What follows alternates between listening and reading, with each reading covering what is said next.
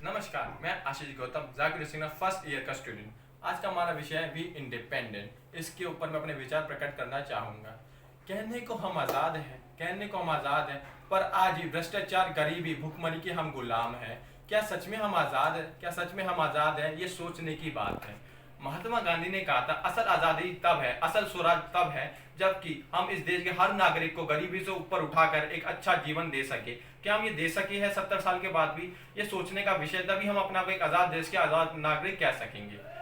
मैं कुछ प्रश्न आपके आगे रखता हूँ, उसके आधार पर मैं बताना चाहूँगा क्या हम सच में आज़ाद है या नहीं है। पहला प्रश्न, क्या आज वुमेन जो है वो बिल्कुल सेफ हो चुकी है?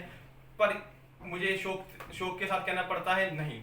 आज में भी, चाहे वो दिल्ली का निर्भया कांड हो या हाथरस कांड हो, हम वुमेन को देखते हैं वहां पर rape, violence, domestic violence, acid attack, ये सारी जो घटनाएं वो बढ़ती चली जा रही है वुमेन के खिलाफ। आज जब हम अपने वुमेन्स को सेफ फील नहीं करा सके हैं, तो हम कैसे कह सकते हैं हम एक आजाद देश के आजाद नागरिक हैं? कैसे कह सकते हैं कि आज जो वुमेन है वो अच्छे से सड़क पे चल नहीं सकती, निर्भय होकर दिल्ली के सड़कों पे नहीं चल सकती, कैपिटल पे नहीं चल सकती है, और हम कहते हैं आज हम एक देश के आजाद नागरिक हैं? ये थोड़ा एक दूसरे को कॉन्ट्रडिक्ट करता है। अगर हम आजाद देश के आजाद नागरिक हैं तो वुमेन एक इंडिपेंडेंटली किसी भी समय चल सकती है, घूम सकती है, पर ये आज के समय में ये मुमकिन नहीं है, क्योंकि इतने सारे किडनैपिंग और रेप केसेस हो रहे हैं कि 8 बजे से पहले अगर वुमेन घर नहीं आती है तो माँ बाप को चिंता होने लगती है। जब हम उनको सेफ ही नहीं फील करा सके तो हम कैसे कह सकते हैं हम आजाद देश के आजाद नागरिक है? दूसरा है डिस्क्रिमिनेशन। देखिए, दलितों के खिलाफ पहले के टाइम से अभी तक डिस्क्रिमिनेशन होता ही आ रहा है। पहले छुआछात होता था, आज उनके खिलाफ भी छुआछात ही हो रहा है।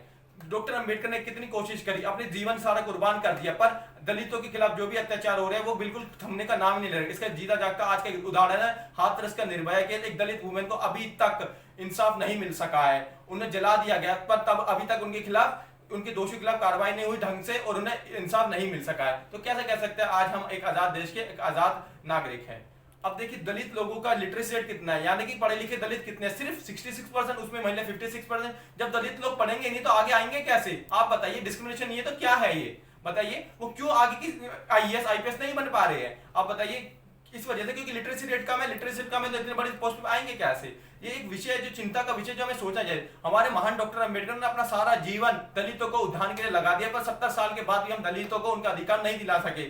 ये चिंतन का विषय है और हमें सबको चिंतन करना चाहिए कि यहाँ पर हमारे ही समाज के तबका जो दलित है उनको हम इक्वलिटी का राइट नहीं दे पा रहे, और हम आपको कहते हैं कि आजाद देश के आजाद नागरिक। ये तो बिल्कुल कॉन्ट्राडिक्ट करता है एक दूसरे के साथ। अब तीसरा आता है भ्रष्टाचार। देखिए, भ्रष्टाचार तो वो अजगर है जो अंग्रेजों के टाइम से भी था और आज भी है। पहले अंग्रेज अफसर हमसे भ्रष्टाचार करते थे, अलग अलग नीतियों द्वारा हमारा दमन करते थे। आज के अफसर नेता हमारे साथ ये करते हैं। हर किसी भी सरकारी दफ्तर में चली जाइए, बिना घूस दिए काम ही नहीं होता है, बिना पैसे दिए लोग आपका काम करने को तैयार। हमें अपने सही काम के लिए भी अफसरों को घूस देनी पड़ती है। इससे ज्यादा शौक की विषय क्या होगा कि आज हमारे यहाँ पर हर चीज में भ्रष्टाचार आगे बढ़ता जा रहा है। एक सर्वे कहता है 80वें नंबर पर आता है भारत भ्रष्टाचार के मामले में।